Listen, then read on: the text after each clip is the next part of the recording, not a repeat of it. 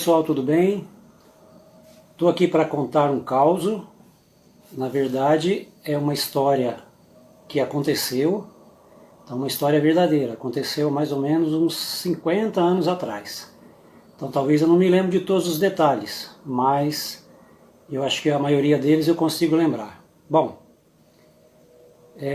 sou de uma família de 8 irmãos. Nós nascemos no sítio. Meus pais nos criou no sítio, e para quem conhece a vida de sítio sabe que é uma vida bem diferente da cidade. Não tínhamos energia elétrica e também não tínhamos água encanada. A gente usava água para tudo, do poço, água para beber, para lavar louça, para cozinhar, para tomar banho. Toda a nossa água era tirada do poço. Isso 50 anos atrás, né? Era normal essa situação no sítio.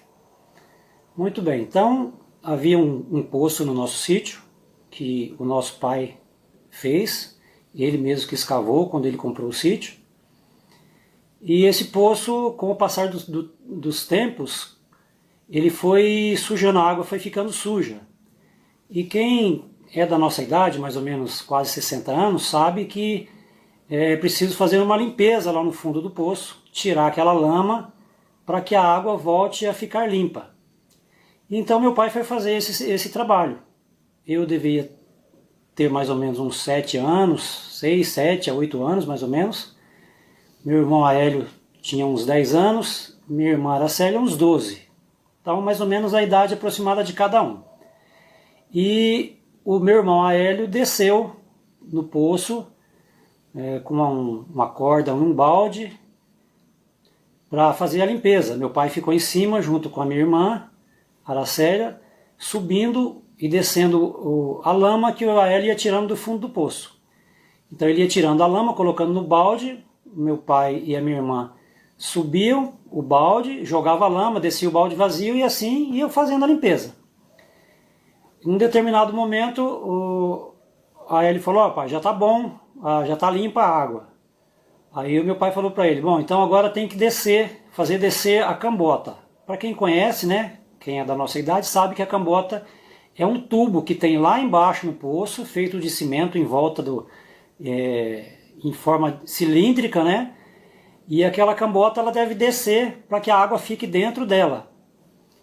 E aquela cambota não estava descendo. Então meu pai falou: bom, então eu vou descer no poço, eu vou entrar no balde e vou descer aí para fazer força em cima da cambota para a cambota descer, para o tubo descer.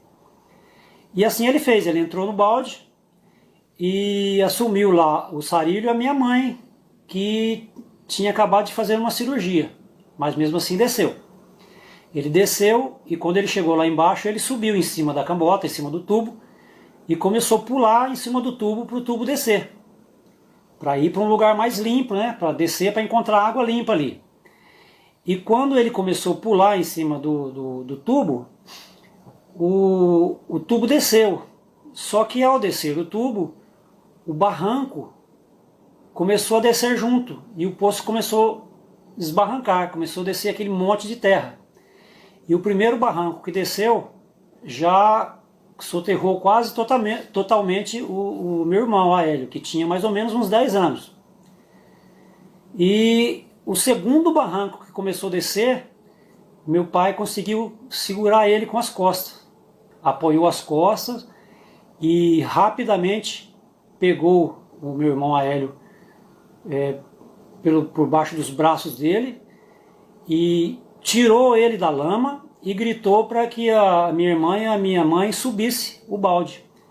E entraram os dois no balde, e a minha irmã, que devia ter uns 12 anos, Aracélia, e a minha mãe, que tinha acabado de sair com a cirurgia, encontrou forças, a gente não sabe de onde, para poder subir os dois dentro do balde.